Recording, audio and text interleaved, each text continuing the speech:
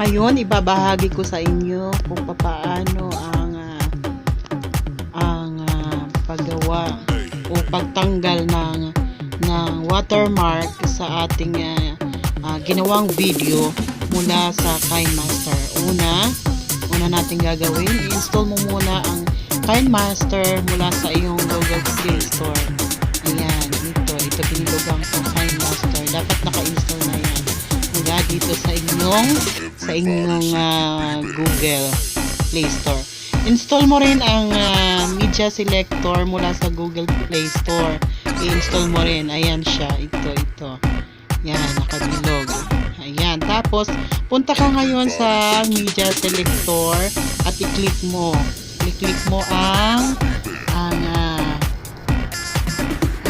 ayan, Watermark Remover. Tapos, pumili ka ng video mo mula sa ginawa mong Kinemaster, mula sa Kinemaster. Yan, pipili ka dyan. Ito sa akin kasi, ayan, marami na akong nagawa. So, punta ka sa documents. Pili ka. Sa documents ko kukunin yun. Ayan.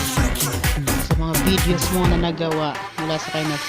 Ito malapad siya. I-crop mo siya. Papunta dito sa salitang Kinemaster. Iuusog mo yan. Papaliit. Ayan. Maliit na siya.